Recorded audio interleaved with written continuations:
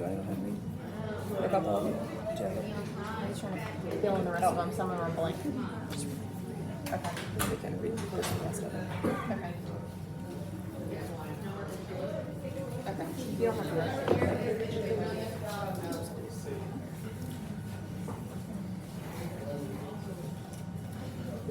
So Michelle's going over to get the rest of the box of papers, and then what we've done ahead of time is fill out forms that essentially each person has someone assigned to them to just write in something nice or complimentary about someone else. So we're just going to draw a few of them out and read them, and then we will just repost the rest of the comments, but just to kind of get things started and to save time since we took a little extra time for everybody else to get here.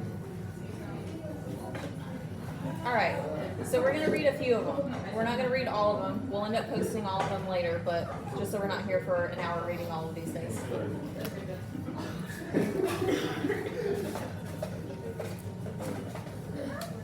That was filled out.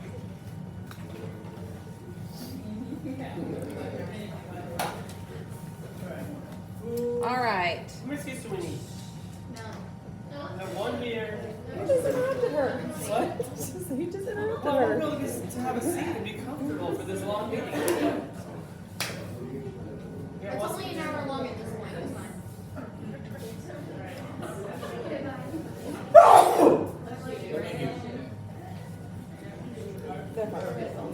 All right. Okay.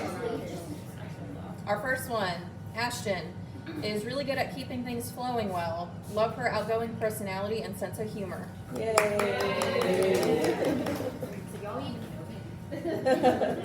That's what I was thinking. Some remarks, one of the most welcoming people for new hires. Always lends a helping hand and is filled with endless knowledge. Happy to keep working and learning from you. Who wrote that? Aww. I'm gonna call you the foul mouth captain. I know, I was going to say too much. I can tell it's somebody from the front because they don't work with me. Morgan, thank you for being such a great asset to Steel City. You're a great addition to the team. Where's Morgan at? Where'd she go? Yay! Sean, doesn't let his health stop him from working hard. I think he's He's trying to remote. zoom in, I think. Yeah. Issue. That's nice. Jana, very knowledgeable, always willing to help out and offer valuable tips and knowledge to less knowledgeable techs. Not afraid of the a-hole dogs.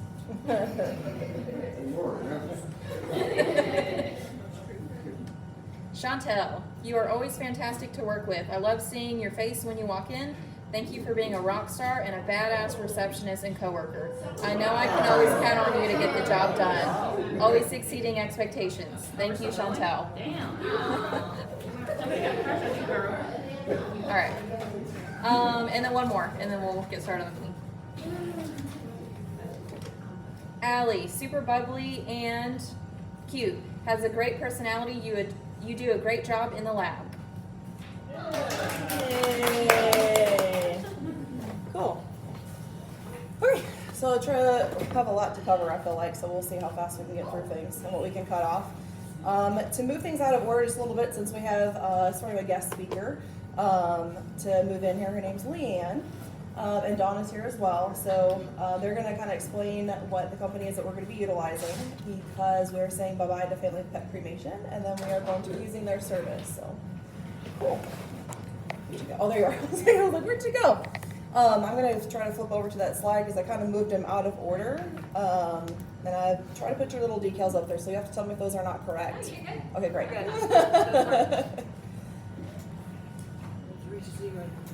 I have to. No, you're good. I didn't show her ahead of time, so surprise. So Regency is in the pet aftercare industry. You know more about Regency's background than I do. Well, you guys started using us last Friday, so we had several pickups already. Okay, we don't care about that. Okay.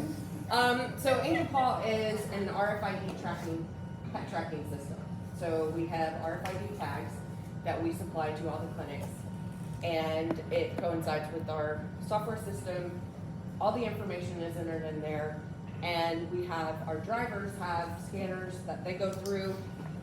The tag is placed onto the pet after everything is put in the system. The driver comes in, scans the tag, looks at the scanner, makes sure it's in there, scans the pet. It's documented every single time this pet is scanned.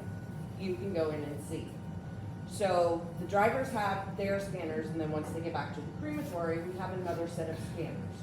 That is a foolproof way to, just if by some chance they scan the pet, and the scanners are really sensitive, so which is why we always, when we see the number, we match it with the number that's on the screen. So if by chance he scans and he didn't like catch that number, but it actually scanned the pet underneath him, then he's gonna pick up the pets and he's gonna think that it got scanned, right? It can happen, it doesn't matter, it's in the driver's hands, it's going to the crematory. That's why another set of scanners scans it into the crematory.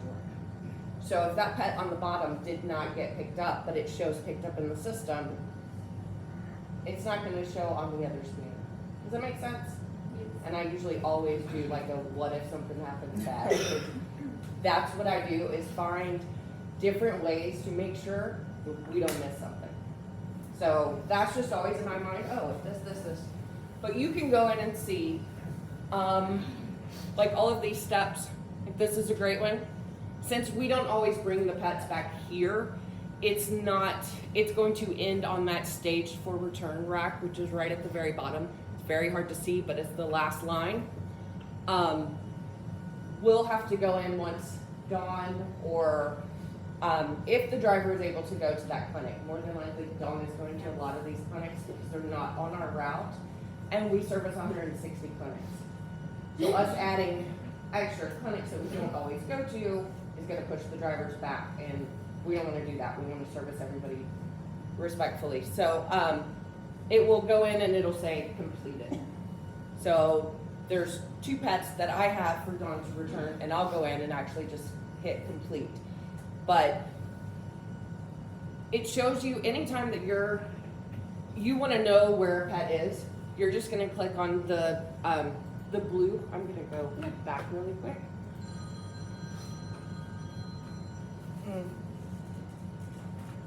Sorry, yours looks so different. Oh, you're I fine. never look at these things. Okay. So anytime you want to see where the pet is, if you guys see where I'm kind of like moving around, you click on the blue. You'll click on the blue, it's going to tell you everywhere it is.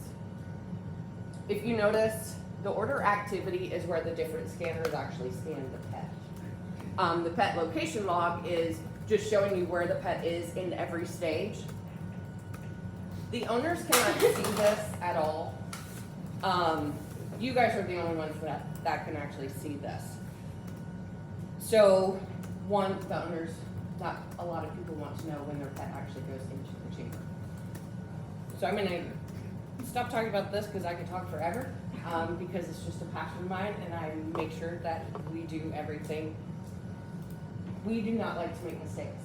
I don't like to make mistakes. And a lot of things that we do it's redundant, it's repetitive, and it irritates me if we do make a mistake, because I put so many things in place. So what we do is we are truly private cremations. We have a 5-chamber machine, so they are separate chambers. One pet is in that chamber at any given time, just one. We do not commingle, we don't do anything, it is one pet. The only time that we put 2 is if it's a sibling and they want to be cremated together. We do that. We don't separate the ashes. I don't know what those ashes are. That's why we do true private.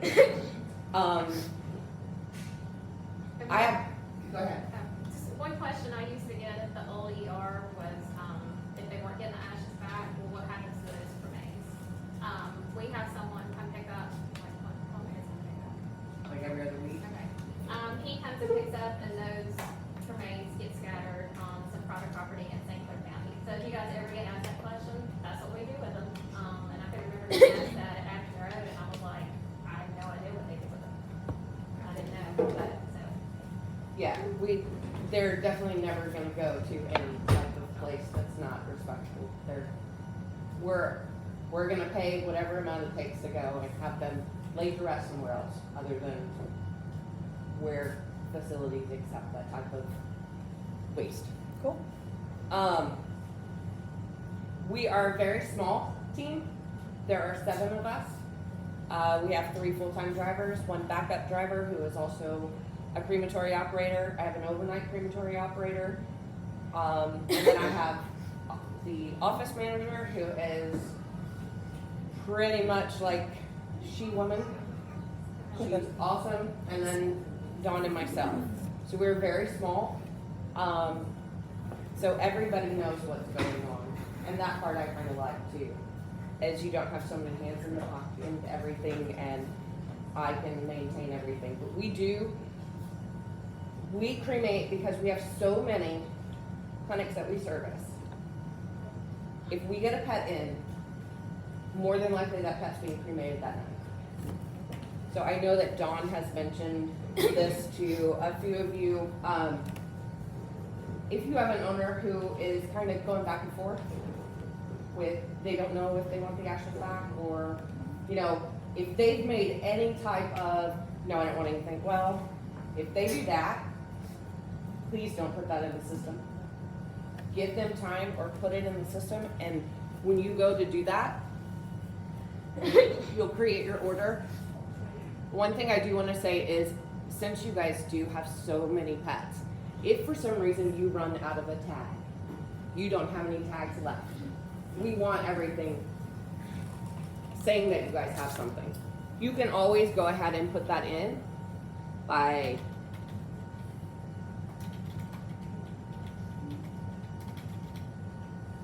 it flashed.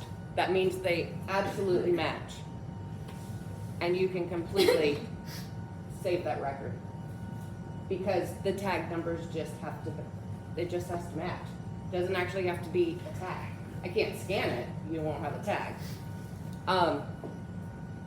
But you'll go in and you can do everything, and you'll put, if you're not sure, all you have to do is write the word hold by that pet's name. We're gonna hold it. I don't want your freezer to fill up and you guys send it to us and give that owner just a little bit more time to decide. We are absolutely fine with that. We're capable of holding those pets at our facility instead of in your freezer. But I don't want to have to say, I'm sorry, you didn't want the ashes back, so we no longer have it.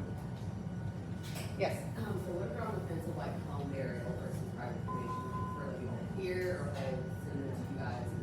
You can do that either way. I mean, if it's a ginormous pet, don't hold that in your freezer. You guys are gonna fill up. I would, you know, just put it in and do the same thing. Hold. If it's got hold next to it, none of my people touch the pet. We scan it and we put it on what's called a B2C hold rack, and it's in our cooler that is completely separated from any other pets getting anything done. And then from there, would it be us reaching out to you, letting them know what they want? Yeah. And we can always bring the pet back here. Also, you were saying that the owners cannot see updates on there. It gives us often a box that can subscribe them. It doesn't do anything. Okay. It's not gonna show. That'll probably never happen. It's probably not, they wanted to, but then it was really hard to get them to only see certain things. So it doesn't matter if you click it or not. It's not going to be. You can ignore that. Okay. So here, let's just go ahead and go through. How long will you hold? So we can hold the pet as long as possible. The only thing is, pretty much after 10 days, because we don't have a freezer, we have a walk-in cooler, which means it's not freezing this pet anymore. The pet is thawing. After about 10 days, it's gonna be really hard to start getting a really good paw print or a hair clipping because it's going to start breaking down. So you just have to take that into account. We will reach out to you in case you guys forgot that we have a pet sitting there. We're gonna reach out to you and go, hey, do you know what the owner wanted to do? Yeah, we would never do anything without No. you guys giving us the final say. No, we're definitely gonna reach out to them. If you guys can't reach out to them, we'll take that over, we'll reach out to them, and we'll do everything from there. So anytime that you have that, you can still send it to us. Put in the special instructions. Contact owner in a couple of days because they're not sure. That's fine. Your safest bet is to always say it's a private. Just don't say it's a communal. If they're not sure, just don't say it's a communal. Not, again, I'm not gonna cremate it if it has hold on it. It's just better for it to show private in the system. So you always have to have a color, but if you don't know the color, NA works just fine. We don't open these bags. We find the paw, we cut a hole in the bag, we take a paw print. Cut a hole for the face, for the nose print, things like that. But we're not gonna open these bags. If you have on here that it's red, and they're getting a paw print and we pull out a black foot, it's gonna put that pet on hold. Because we're not gonna touch it. And it could just be a mistake, which is fine, but anything that does not match, we don't do anything with that pet. So it does delay getting the pet back to the owners. That's just something that I don't wanna make phone calls to break somebody's heart. So, just have to have something in there. You absolutely have to have the weight, and then the blue continue to owner pops up. These are your options down here. We're not gonna make this like really difficult for you guys. You guys have certain packages that your hospital decided to use. Those are listed at that top. And then you'll see Tribute, Blooming Memorial, Memory Box, Devotion. All of those are like special upgrade kind of things, but you're showing all of your clients those, so technically you should only be using these top four unless they go outside of that package. So we'll just go ahead and pick our normal. We're gonna continue. So you'll see it's gonna show you the price. This price is what we're gonna charge the clinic. That is what this price is. We don't do anything with what you charge your clients. This is what I'm going to charge you. So if you ever have a question, we're gonna go to the next. I usually do Sam. I wasn't gonna do that. If we're shipping to the client, obviously I need their information, right? If we're not shipping to the client, I don't need that information. Take more time and just go to the next spot. If you want us to contact them, then just do that right there. Just put their phone number in there. If we need to contact them, make sure we have a phone number. So you're gonna continue. This is where they add special things. So even if I click something here, so you'll click, the more you click add, the more numbers, the more you get. To make it go down, it doesn't X all the way out, it just takes them down one by one. So the add takes it up one by one, the X takes it down one by one. If you're not sure what something is gonna cost, again, scroll to the bottom and you're gonna see exactly what I'm charging the clinic. So you kind of have an idea. Because I know that's kind of, oh, well, they're ordering something special, I'm not really sure what we should charge. You can always see around about what we're gonna charge you. That is what goes over into our system. Special instructions.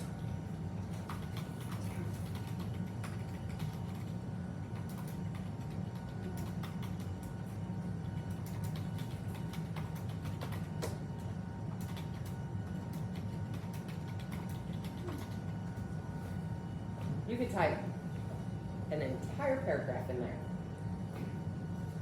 That, when we actually get to this, I'm gonna record this order because we're gonna go in and edit really quick. You can type everything in this. That's special instructions on the scanner at the crematory, which is the scanner that actually takes it through the process of cremation. It pops up a big red spot on our monitor. There is something special, there is something very important that you need to read. So anything that is very important, the owner wants the collar back. The owner wants the collar cremated with the pet. The owner wants the toy cremated, or they want the toy back. Things like that go in special instruction. It's something for us to actually see and to stop. We have any questions? We're going to put it to the side and we're gonna wait to get in touch with you guys or the owner. So it's always communication. We don't do anything when we have a question. Cool. Does anybody have questions? Okay, so if you go back to home, you're gonna see Fluffy right here. So Fluffy's not been picked up. As long as Fluffy's not been picked up, you can edit this record. Oh, I did want to mention about, with us specifically, we're gonna have you guys deliver to the regular vets and how we need to note that in the system. Yes, that is where you will put that in your special instructions as well. So let's go and we'll edit that. So I don't have to do anything special. And I go in here and you would just write, I have absolutely no clue of any clinics that I could think of. Thank you. And if we are returning to a clinic, at least give us a phone number, because one of us will be calling that pet parent and saying, hey, I'm returning Marie to Calera Animal Clinic tomorrow, so you guys can come pick up. So at least just give us a phone number so we can contact them. Especially if like I get to that clinic and they go, we have no record of this pet, we don't know why you're bringing this pet here, so. It's probably gonna happen. It's not a guess, but I don't know. We're gonna reach out to the clinic too, to let them know what's going on. We're not just gonna return something to a clinic that we don't visit and just have somebody walk in the door, even if it's Dawn.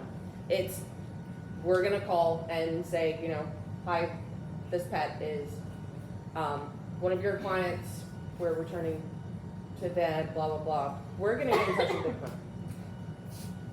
clinic. But we would like to be able to tell the owner when they can pick up. So you'll record any changes that you make. Okay, and I'm really glad this did that. Do you notice that it didn't pop up anything? It's still on the exact same page, right? So it does happen. Hit it again.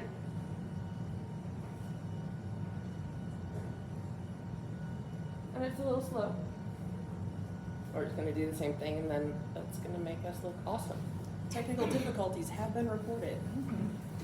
What are we doing if they don't have a regular vet? Because we do have some of those. If they don't have a regular vet, then let us have their number and everything. They can actually come and pick up at the crematory. Yeah, and if they're local, I mean, I take pets to home sometimes with my local pets, so we'll figure it out with them. Well, we have the option for them to, they have the option to pick up there, but they also have the option to get it sent, mail, delivered to them. But if they want it delivered to them, it's a $40 charge, I do really try to discourage them from, I do not like shipping. One, the only legal way to ship a pet or ship ashes is with the United States Postal Service. It's not FedEx or UPS. And that's really hard because it's not on us. We did our part, but somebody else dropped the ball and we do it, we've had to do it, we've had to send one to Alaska. It happens, but if there's any way that we can meet them, we can get the pet to them, I'd rather do that. I'll go out of my way to do that other than just. And continue to tell them at least 2 weeks. It's probably gonna be earlier than that, so if we get it back in a week or 5 days, that looks good on you guys, what's going on, but just continue to take it. So you'll see if the record was actually recorded, this print screen is gonna pop up. So you can also go back here and we don't have a Fluffy on hold and I would probably forget that I put this in there at some point. So you go in and you have a big huge button right here. You delete, says okay, and now it's nothing. If it has not been picked up, you can delete that record. If the owner called back, whatever, just go and delete. If it's been picked up and yeah, sometimes that happens, but anything that's weird, you guys have my cell phone number, my cell phone is on me 24/7. Not as soon. I don't have a life, so I'm at home on the weekends and I just check my phone all the time.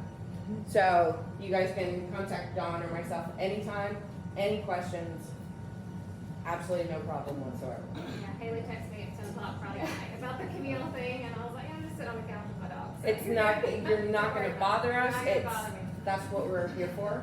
And I would much rather answer your question instead of get something that is gonna take a long time or a mistake happen.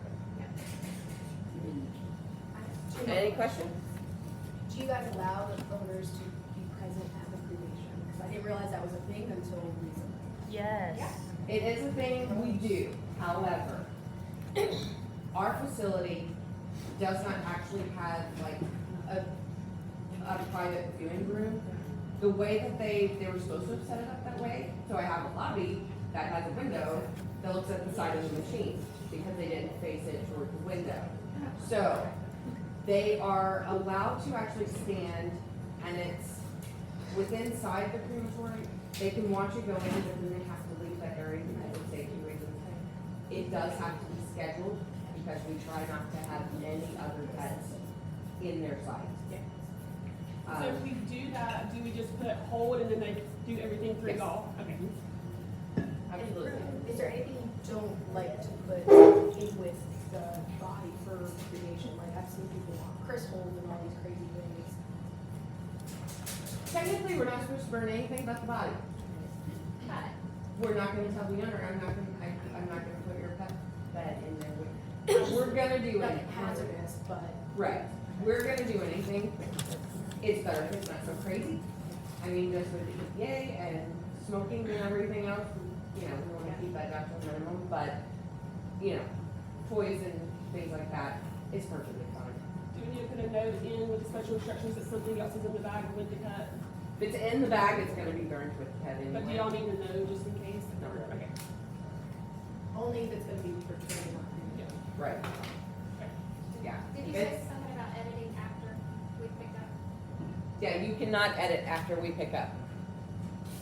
It's a safety feature, because that would be a terrible thing to happen.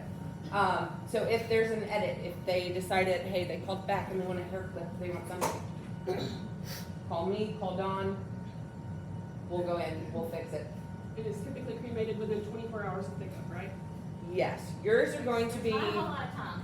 It's not a lot of time, so that's one reason why, you know, you wanna make sure that they're not waffling back and forth and trying to decide. But you also wanna make sure that you don't go, oh man, I forgot to ask if they wanted a hair clip, or I forgot. You just wanna make sure. And, if it's a different urn, that's a different story. But anything special prior to that. And I make phone calls. If there is, God forbid, there's a mistake, I make that phone call. I'm gonna make that phone call, especially if it's our end. I'm going to make that phone call. You're not gonna have to do that. We will do anything and everything to make it a little bit less traumatic for them. Obviously, there's nothing we can give them back if that's how bad the mistake was. If it's a missed paw print, if it's a missed hair clip, something like that, we'll do something special for them. But we'll definitely let them know, and I will make those phone calls to them. I can talk a lot, so just if you have any other questions, you can email me, you have my phone number, text me. We're Fine. gonna go over the door prizes real quick. Yeah. You wanna go ahead and do all door prizes? Oh, you wanna do it real quick? You guys can stay. I just don't want you to feel like you're trapped for the rest of the time frame. fine. So we put you ahead so you can leave earlier and later. I got a few giveaways, so Haley's gonna give away. She's got bags and stuff to give away. Like on Zoom. Oh, okay. You told me. Okay.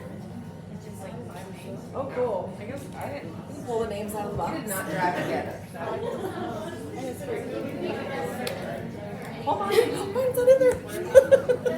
That's good. No, it's okay though. No, it's fine.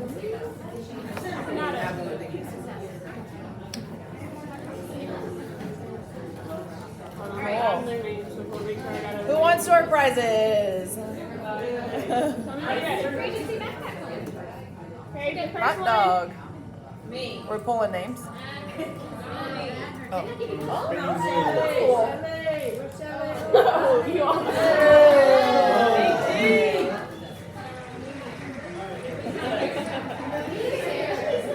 That would hold so much. Okay, next.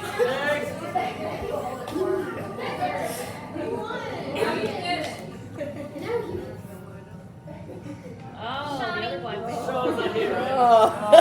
The other white one. We'll have to save it for him. I can respin it, he gets it. I'll take Sal in his place because I'm a nice lady. Marissa! No.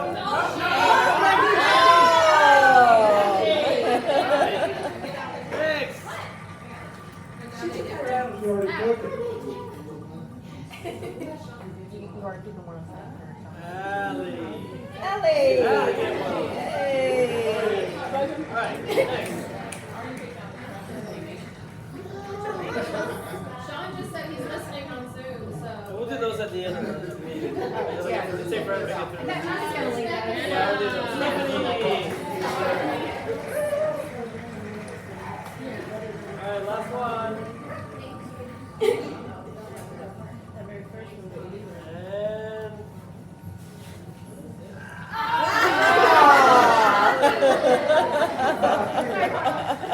And was it cooler? Alright, That was very practical. That's nice.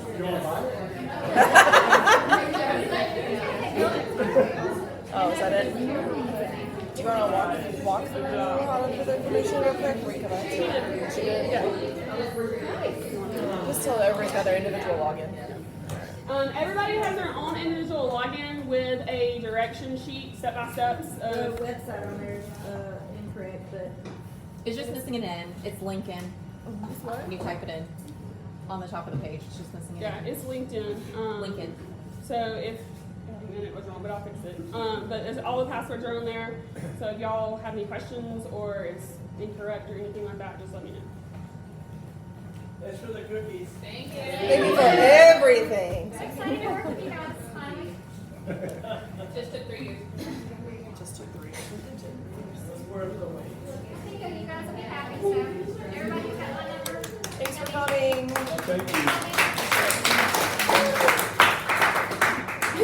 We'll see more of you. Thank you. Thanks. Y'all have a good night. You too. So in reference to the little agenda, we're just moving on with the rest of the business stuff and reminders. So Alan is up next. I'll try to make it fairly quick.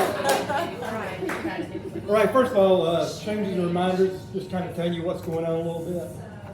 As you may already know, we no longer accept or can offer the Wells Fargo Health Advantage. They kind of quit us because we weren't doing enough business with them. So they let us go, which is fine because there's nowhere else anybody can use the card. So it wasn't like Care Credit. It's supposed to be, but it wasn't. Also, the forget about it balances, we try to keep them updated now. It's on the other side of this column next to these schedules. So I try to update it monthly. Sometimes I try to do it more to find out that it's already been done sooner. So you guys know what your balances are for all the doctors. And then the other thing I get on there is, not doing something is not an excuse to not do something. And that brings up the Care Credit. So deposits, don't run the deposit on Care Credit because we're supposed to already look at the balance, what they're available for. So we know that's including the deposit. We have to run that at the very end of it. With that being said,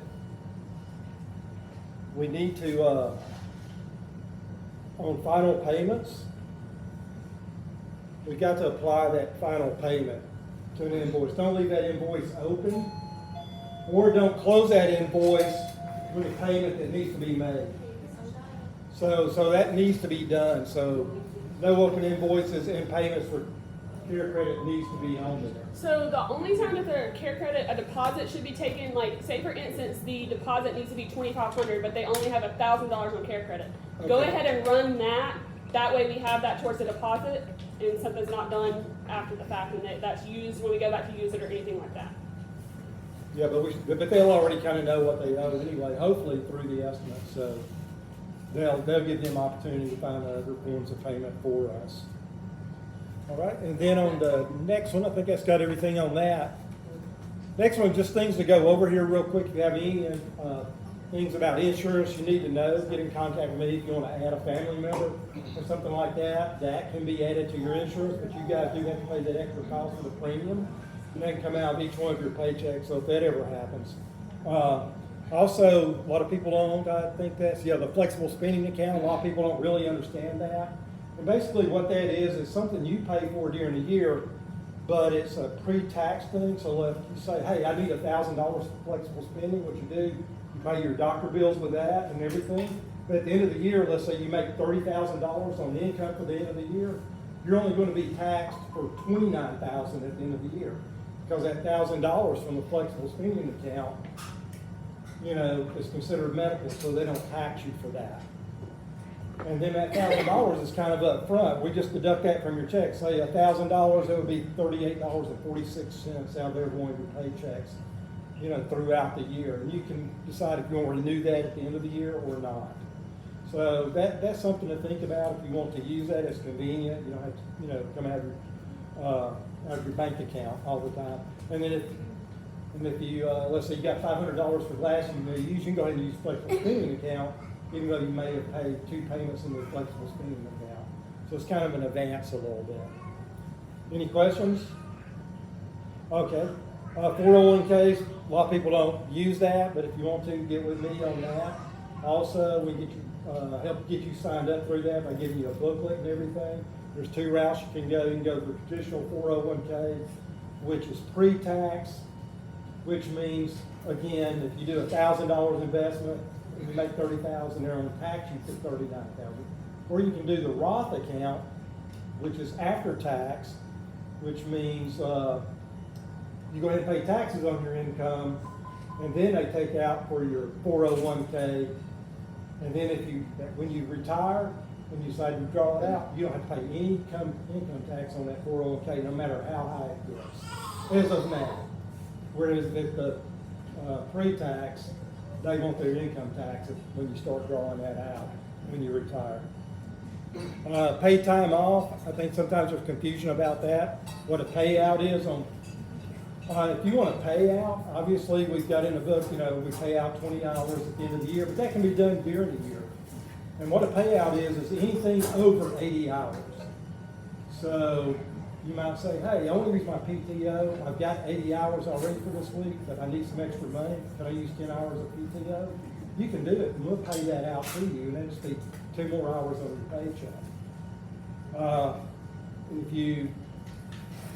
If you don't use it, that's fine. At the end of the year, you can get all 20 hours toward the end of the year. But a lot of people use it during the year. I use it during the year too. So, sometimes I just know I got extra expenses coming out. But just know that's available for you as well. And all this is advanced. It's not accrued.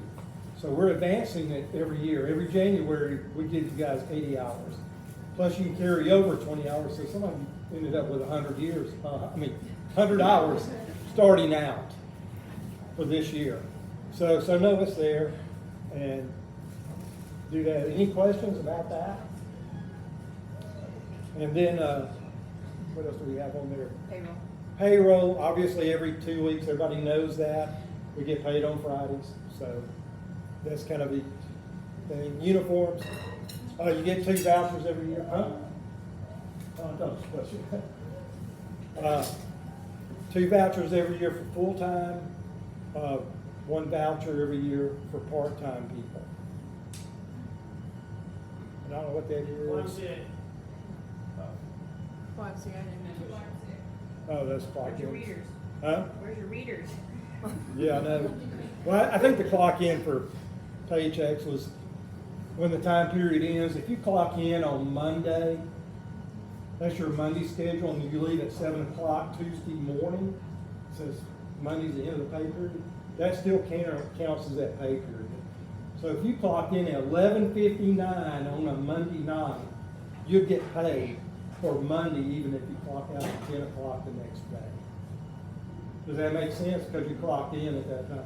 If you clock in at 12:01 midnight, 12:01 on a Tuesday, that's going to be on that next pay period. So I already did vouchers for uniform.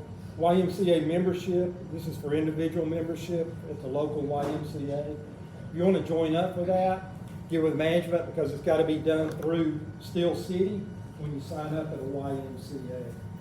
So let them do that, let them know which one you want to go to because it's got to go through that. If you go in there and try to do it yourself, you go, oh, I'm a Steel City, it's going to get all murky. And anyway, just do it that way. It's the best way to go about it. And I think that was all on there. This was a new sheet I was looking at. It's called a quick sheet. We're trying to give it to new hires that's coming on. Obviously, as you know, your professional license are paid annually. So the clinic pays those things. I have a question. With two things. If you guys do the YMCA and then you choose not to do it, let us know so we can get you off. You're not using it. And then with health insurance, you can choose, we provide Blue Cross Blue Shield Gold, but if you want to go to premium, then you just pay that difference. But not premium, platinum. Right. Like, so if you wanted to choose platinum, you can, and you can just be paying the difference in that versus the standard gold. So it's like bronze, silver, gold, platinum. You guys are at gold. Yeah. You don't want to go down the bronze, guys. Trust us. That's all we do. Great. Thanks, Alan.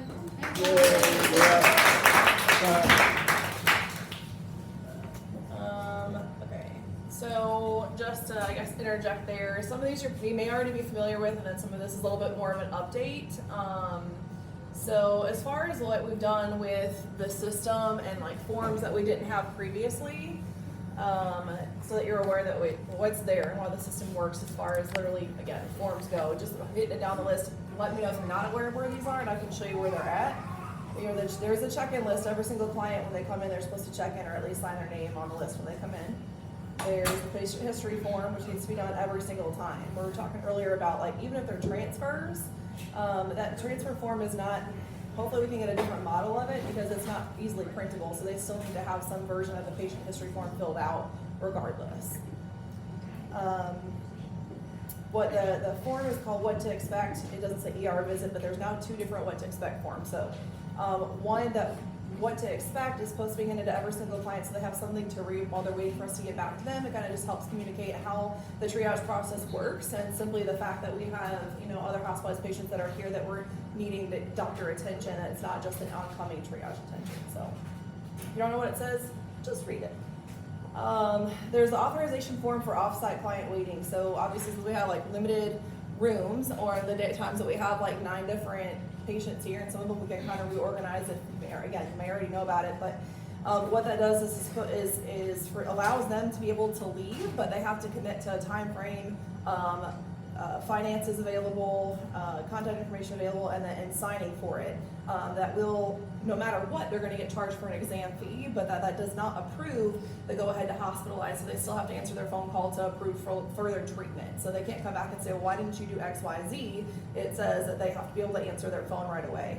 It also has a clause on there for our safety, like if we're dealing with something that ends up being critical that didn't come in that way, and it's using, like, we have the right after X amount of times of trying to contact them that they don't answer their phone, that they're held financially responsible for us to go ahead and do what is stable necessary. So hopefully that covers all the little things that put us in a difficult situation. We have a fast track form. I think it's always a good idea to try to run it by your doctor first, but we don't have it up front. It's actually in the back here. It's what's been sitting up top of this little wrong folder here. Some things that are come in and the client's like, I don't care what is wrong, I still want a CPL done, or whatever the case is. This is kind of a pre-devised like estimate that has the prices of all of our routine things theoretically, a technician should be able to complete before the animal ever ends up seeing the doctor, so that they have the results prepared for them. But this allows them to add up the charges that they elect that they want done ahead of time and know where they're held responsible for. So hopefully, again, that gives the technicians one more step to do something else when they're waiting. That's the fast track for it.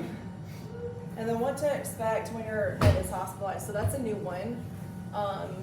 That one we want sent out every single time there is a patient hospitalized. That applies to patients that are only here for like wound care. So if we have admitted it because it's going to be a wound repair, it's not actually being hospitalized overnight, regardless, if the client is leaving and we are doing something to that pet, that is considered hospitalized. So these forms still apply to them. So all of these receipts where we have officially admitted them, that's not just in the intake process, the client should leave with this form. I think there's still plenty of times we're gonna have to explain how the system works, but it should help eliminate the idea of, okay, when are your hours? Well, I didn't know that you closed at that time. I don't know when I'm supposed to visit. I don't know when discharge is. I don't know, when am I supposed to get my phone calls? All the questions that like kind of stop up the flow a little bit, it's supposed to help better translate that, or at least give them a reminder of the things that they forget. So, I'm not gonna put every form up there, but if there's something that it really bothers you, that's a question that people call with, you can just tell me what that is. We can try to include that information, and you can tell me now if you want to.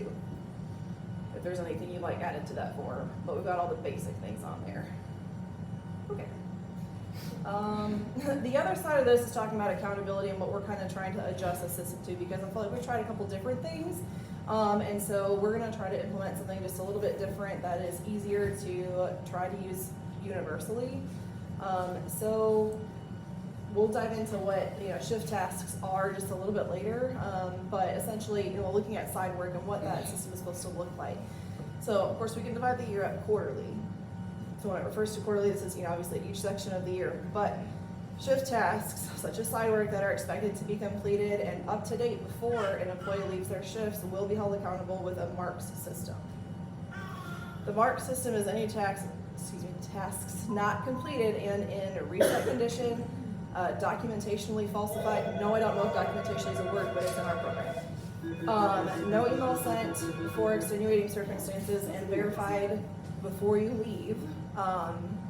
Those things not happening would result in a mark, and then each employee gets up to a maximum of 3 marks per quarter, and then reaching those 3 marks, that would elicit a write-up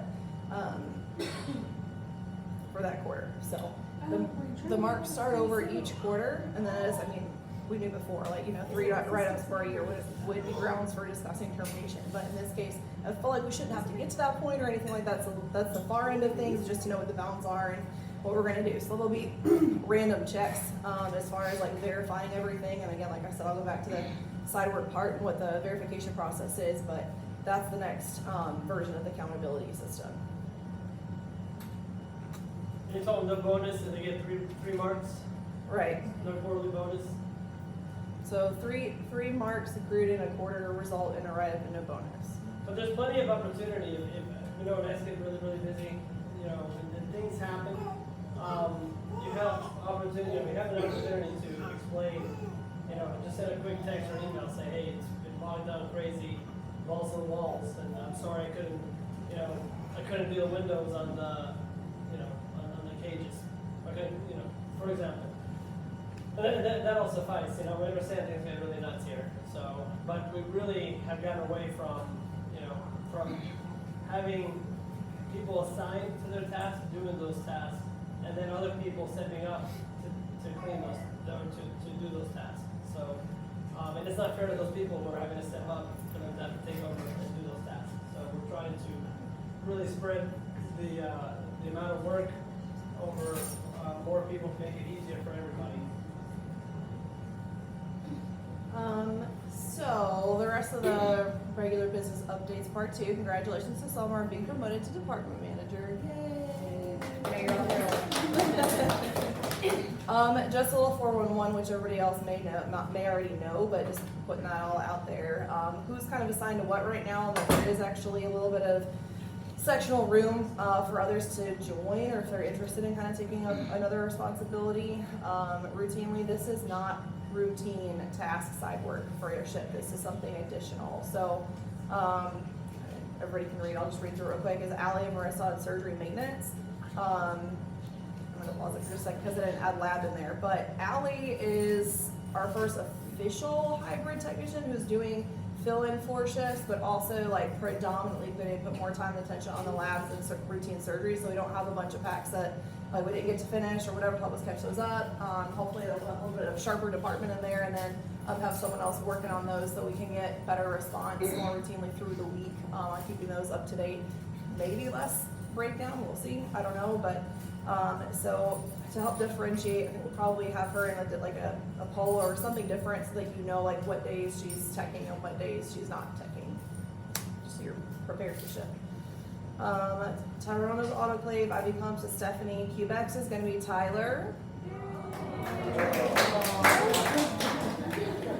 Who wants to try? CT is Becky. Final wish list is Chantel. IT and X-ray is Nina. HBOT Summer. Medical supply inventory Shelly, and OSHA officer is Ashley. So, Unless anybody wants to switch. it's done. Great. All right, so where are we with the freaking system? That is where we're at. So just a bunch of symbols because I feel like this is just a bunch of communicating and trying to break this down. And yes, there's a little bit more room for discussion, but this is where we're at. To pull a note from again later in the slide, I'm sure you already noticed, like on the text schedule, we already have the shift times are different. They're not broken into a shift A and B, top and bottom anymore. There are times that are paired directly with being a doctor's nurse. So we are officially going back to doctor's nurse.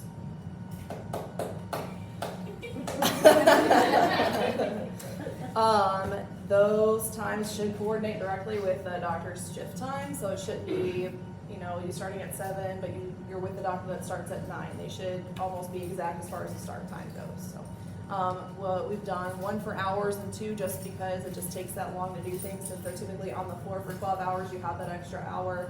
And obviously we have rounds, other things that we need to get done for the shift, and then your duties to finalize, whatever you need to wrap up. So that's where that extra like 7 a.m. to 8 p.m. comes from. So yes, back to doctor's nurses. As of right now, we are continuing to do the clipboards. They have changed a little bit, not much, but again, like to just kind of reiterate what the goal is of clipboards, period. It's on this template, I've gone and they're trying to take a bunch of the things off because to avoid the perception that this is supposed to be, it has to be filled out. It doesn't. This is supposed to be a scratch pad for your convenience. The only thing that's highly necessary is what's up here, and that's going to be patient's name, location, doctor, and there's also a spot for the doctor's nurse. So this is, again, help with communication when the clipboard is being taken up front, is always being taken back up front. They'll have who else you can talk to if the doctor's not available. So, anyway, so of course these are all up front, same as before as far as them being prepped. There needs to be one coming back with every single patient. Orange tag system is the same, but again, this is just kind of minimized as to what's sitting here. The only thing that's written on the bottom is just a reminder or just a help for like what the checklist should look like for OREs. So when you come in, what the expectation is, have we already done this, hit this before I bother the doctor with it. Okay. The one spot down here, there's a little tiny window for circling ready to go for checkout if the patient is leaving the building, like for outpatient, and there's a spot for hospitalized. So write your deposit amount down, and then there's a spot for initialing this. So this still needs to go to reception when you're leaving a deposit or checking out. This will still 100%. These clipboards, whole goal is just to circulate with that patient and signify your goal ticket, checkout, and where they're at in the building. They're not for passing back orders whatsoever, so cancel that. So you can attach your estimate, I guess, to this, but when we've got reception that's clogged up on the phone and they're checking somebody else in, what's our communication system? This, because if they can go ahead and look at the information that's up top here, and you've already circled your information here, it's not down here, whether if it's ready to go, then they can check them out. That should signify that you already made sure that the charges are approved and they can keep doing what they're doing. If you've written in a deposit amount, it should be written there and they know how to proceed. But at least that way, if there are clipboards sitting next to them, that means that that's kind of like their active physical to-do list of what am I supposed to do about this patient. It applies to 8 a.m., 5 p.m., noon, 11 p.m., 2 a.m., all the way around the clock. Yep. Any questions about that part? And then after they take the deposit, where's the chart need to go? Yeah, so Michelle said, where does the chart go after they take deposit? There's a spot that says initial by who, so, whoever takes the deposit, put your initials there, and then it says return to DVM. So if, again, like you have an issue trying to locate that DVM, which you should still be able to find their holder, because they all have one individually now, you can put it there, but it'd be good for the doctor's nurse to be able to receive that so they know they can keep moving. The whole point of the medical team knowing we can keep going is because reception has let us know via this clipboard that we can keep going. I do realize that, again, like with reception, that sometimes you can still get caught up on the phone. It's difficult for you to walk back every time you do that. In that event, we should still be wearing the radios. That doesn't change, so just like you do if you've checked a patient out, still go ahead and put the information on the radio if you feel stuck, and then when you get that chance, then go ahead and bring this back. But at least there's two-way communication, radio and clipboard. Is that confusing or good? Cool. Can we still have a radio in here that a Yep, receptionist radios. can PA system sort of? Yep. It's not supposed to be. At least one back here, but the runners are still supposed to have them, correct? Or even if we had like two walkie-talkies, one here and one there, that we could hear when you know, it might just be a good way to communicate to the whole back, or the front.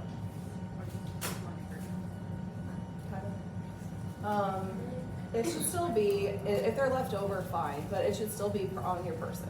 Yeah, I mean. If you're on a it's weeknight, it's every person. If you're on the weekend, until we run out on every person. Yes. This has just been minimized again, it may not even be needed. I just tried to break down what the very three minimal steps are with the whole purpose of the clipboard. It's presentation, take it to the back, finish all the things that you do as a technician, and then it goes onto that board over there. When the doctors pick up or collect whatever patient they're taking, that goes to their drop box. So that would be step 2, and that resides with the DVM until we figure out if it's leaving or staying.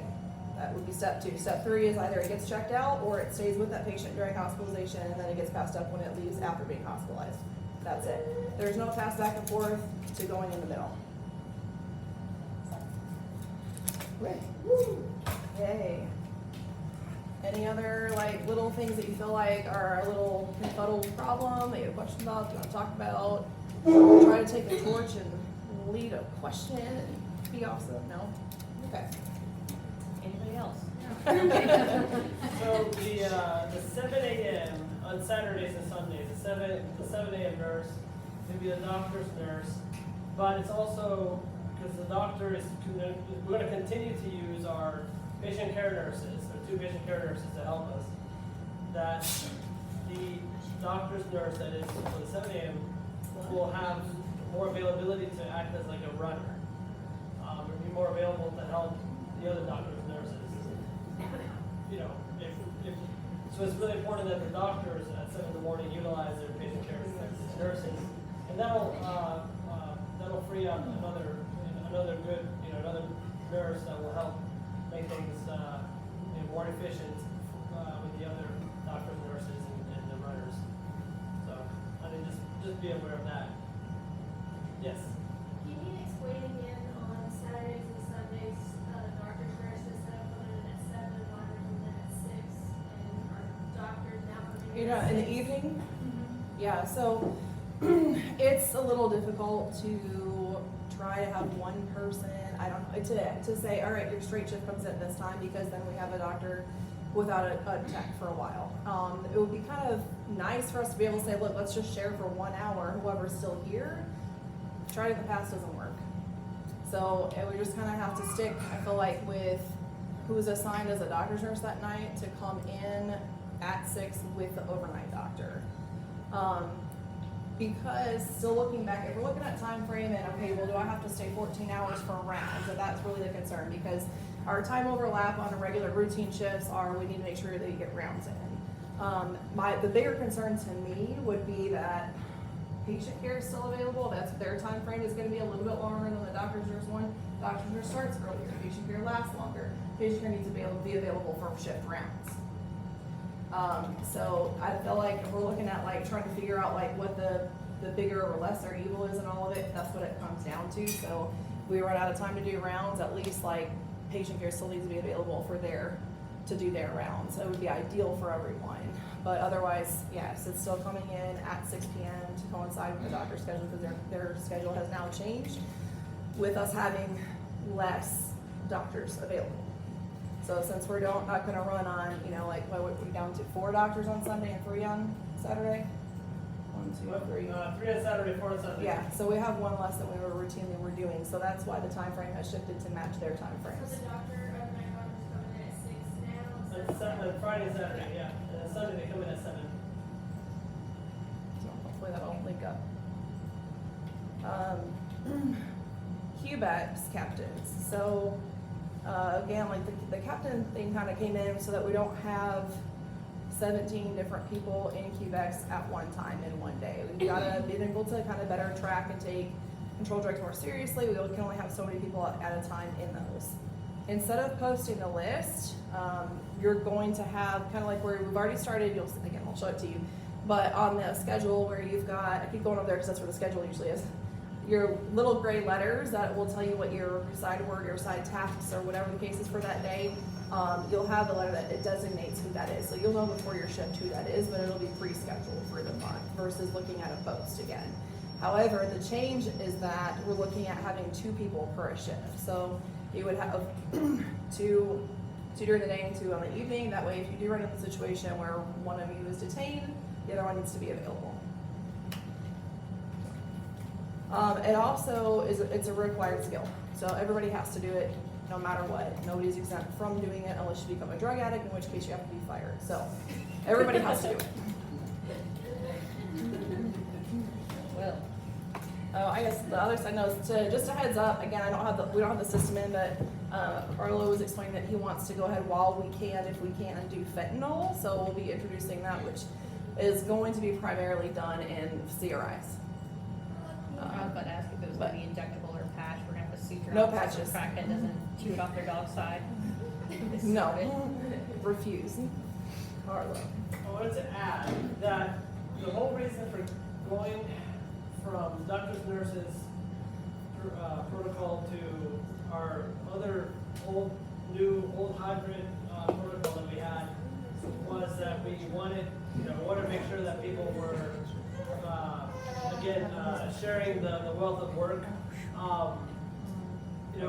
When it comes to doctors, nurses, it's the same thing. Just if your doctor doesn't have anything going on, yes, be available, but at the same time, if you see that someone needs help, they're backed up, or if you see a patient care nurse is backed up, you should be offering them some help. You should be offering them and ask them if they need help with something. It's not, doctor's nurse is not a position where you just sit there and wait. So always kind of stay active, see what else you can do to help the whole team advance through the day. I might add to that though, in that if you are able to help somebody out, communicate with your doctor every time because they need to be able to find you. Yes, that's true. That's true. It's gonna be one of those where communication is the key between you and your doctor, between you and between the nurses, amongst yourselves. Yeah. So we're trying to make life easier for everybody.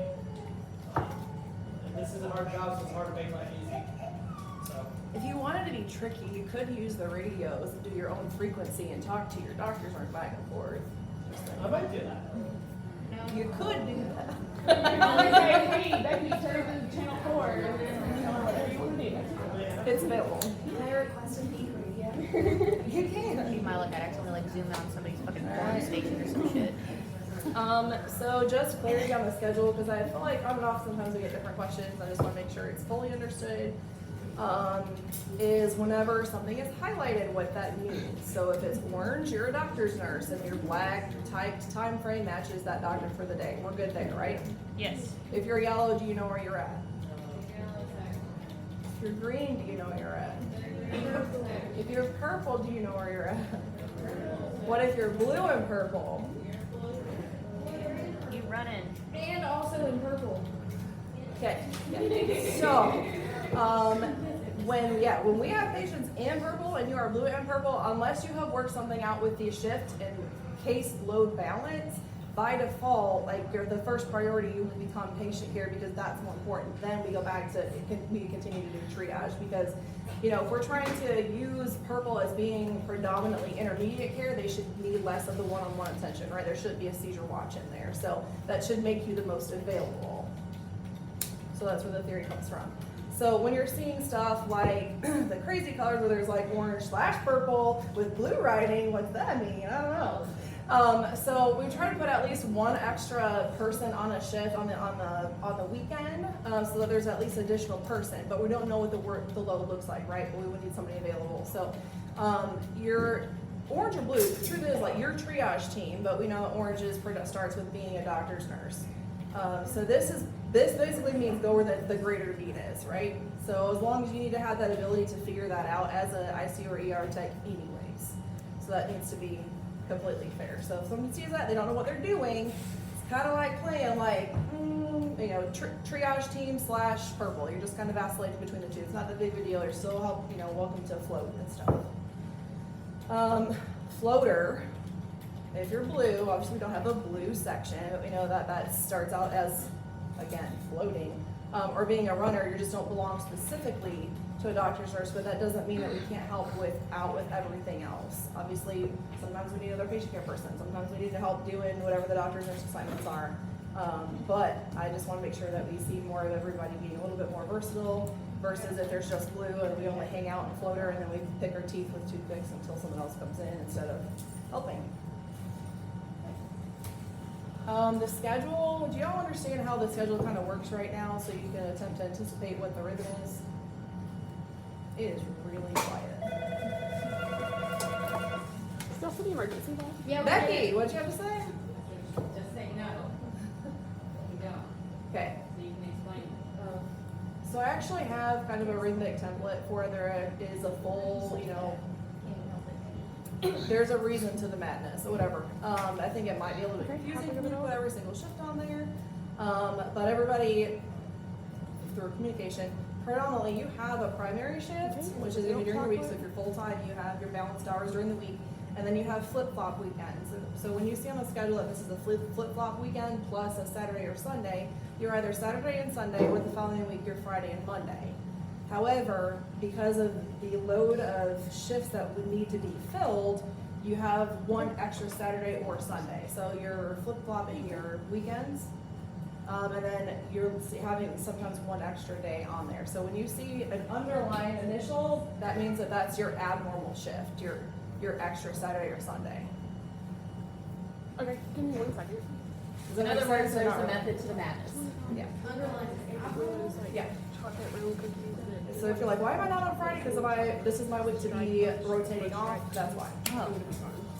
I also try to do that like in italics or something, like when you guys get your shifts approved, when you switch something on the schedule, I'll try to make it something different so that you know that that was a swap. Diarrhea or vomiting. That should be the only symptom that you should see. Okay, so I guess like we've already brought up, the side work makeover, is that it will be called the shift reset task sheets, because just simply, I changed the name, it's annoying, but it's supposed to help reinforce the idea that it's not something extra for you to be doing during your shift. These are part of like your shift responsibilities, so it's not something that can be, you know, like, all right, well, screw it, I'll just do it tomorrow. These are all things that need to be done and prepared for the next shift. They're part of your role responsibility. So it's gonna actually kind of roll into this, what we're doing again, even with doctors, nurses. But you're relying less on, well, I'm orange, this is what I'm supposed to do, and more on what your specific coordinated letter is. So if you're A, you have a little black A with a gray highlight next to your name on the schedule, then look on the side work now task form and then make sure that you're doing whatever A has listed. If you have 2 letters, it's 2 letters. So that's how you'll know about QVACs. QVACs will have a specific letter. So if you're like A and I, all right, well, I know that I'm QVACs captain and I'm also this. Each thing should be initialed, and then you'll have it verified for whoever the shift lead is. So the 2 initials are gonna come from the person responsible, and then the shift lead to verify that it's been done, and so there should be 2 initials on everything by that person. There is a form just so that we make sure that we understand what the accountability system is and then what all of our duties are, like how to figure out what your shift task is. So we'll make sure everybody gets those. Do we already pass those out? Okay, she's got a printout, so to help better like to explain like the bullet point of what it is that you're responsible for, and then it's a commitment letter that, yes, I understand that this is how we're gonna do things. Huh? Yeah. Yeah, we can. Those are gonna also act as like, as your, ticket of attendance for the meeting. That's, the side work stuff and shift lead stuff, that'll apply to your reception too, so make sure that you've got, you know, whoever the shift lead is on your shift, sign off for you.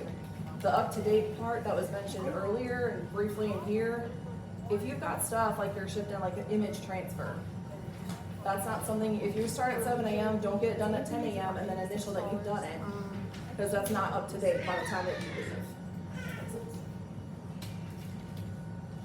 Okay, we're almost at the end, just fun pictures over here. What's wrong with these pictures? There's actually nothing wrong with this, this is just a reminder. Do you know what about this one? Yeah, so you probably won't get to use the green iPad if it's not plugged in, so just make sure like your iPads are plugged in at the end of the shift. This was not incorrect, just so you know, TD. But the reason it's up there is because frequently seeing like a date on there, or it's gotten a little better now, but it'll be like from 4 weeks ago and it's supposed to be done every week. Over here, these are all pictures of side work that were initialed as being done. And there's a plethora of them. I would not consider this done, in my opinion, just to kind of reiterate. So if you've initialed that you did surgery, but you have all the blood pressure stuff sitting in the CO2 in the temp bucket, it's not done. So even if you don't have a surgery on your shift, it's still side work responsible to go back and check that out and verify it. And make sure that it's been at least cleaned or up to date. Surgery gets dusty, it gets disgusting. We have to be in there all the time, whether we have a surgery or not. Hopefully, the way that we have this set up now, if Allie's doing more of the routine surgery stuff, it'll be more of a brief, like clean up, reorganize, move on. So it won't take as long to have to take care of every detail through the week, a busy weekend. This is Parvo, again, with the yellow section, initial that it was done, but there's a lot of stuff still hanging out. This one actually had diarrhea in the cage, and the pump was still on, but no animal.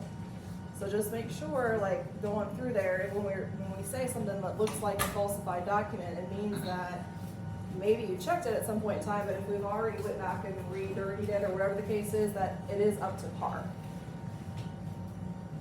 Okay, yeah, ending right at 5:59, it shoved it all in at one time. Hey, I got a question. If, like, are we allowed to help each other with their designated side work? We can just, like, initial it, like, hey, I did this because they were. You cannot help somebody else with their designated task unless you are finished with yours. But, like, so, yeah, but, like. If yours are done and everything's caught up, why are you making it complicated? You're responsible for yours. Here's, for example, patient care is now going to be in charge of their patient section charges. So instead of having a long list of making, like, green, let's say green, instead of doing all of triage, we need to make sure that we've got the cages up to date and we've done all of the charges for that panel. That doesn't mean that you have to know all the ins and outs and perfections of how charges are supposed to go. Michelle's already made up a baseline template, at least, very least, make sure this is there, this is there, this is there. Those are all routine things that you're looking at on an estimate to begin with. So they're not irrecognizable charges. They're all things that are part of the routine system to begin with. So you're still going through and making sure that those are done. I think she's got them laminated, so it'd be an easy thing to write out for the patients that you have and sit down and then go through and do the ones that you've already copied down versus having to try to figure out SmartFlow. If that makes sense. So the cages are not just making sure they're clean. Like, when you leave, make sure you haven't left in animal and diarrhea and urine, like when you leave the shift. Go back before you walk out, make sure all of it that's clean and it's good to go. Make sure the catheter's not blown. Make sure, like, if there's meds to be filled, that they're filled and with the patient. If there's samples that need to be sent out to Antech, those need to already have been set up. So full communication, full responsibility for taking on, like, you know, these are your patients. You're gonna do what's best for them, of course, but like taking on the torch with all that. Does that make sense? Right. Can I say something? Yeah. Okay.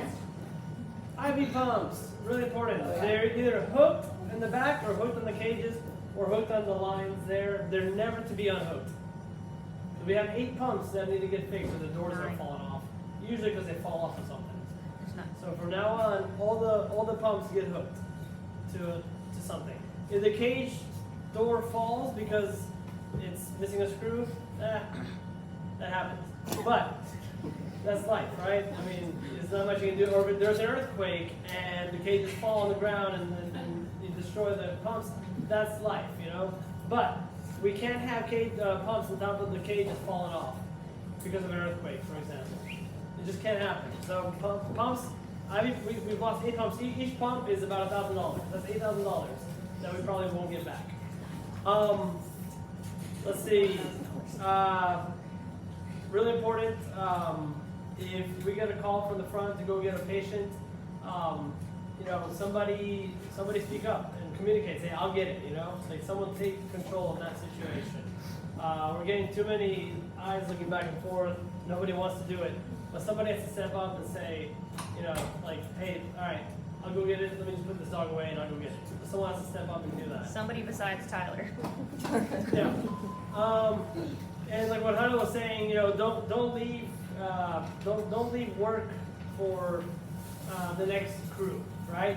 If you're on a shift, get your work done. Make sure the patients are set up as much as they possibly could be. Make sure they're as clean as they can be. Make sure all your tasks that are complete and the clinics as picked up as possible for the morning crew or for the night crew, right? Try to help them out as much as possible because we've all come into a shift and it's a disaster and it sucks for those people coming in, especially if you had time during the shift to clean or to get things set up with the patients. You know, just have that courtesy to your colleagues. You know, the other thing too, I think is really important with our attitudes. Stay positive. Don't talk negatively about clients. Don't talk negatively about each other.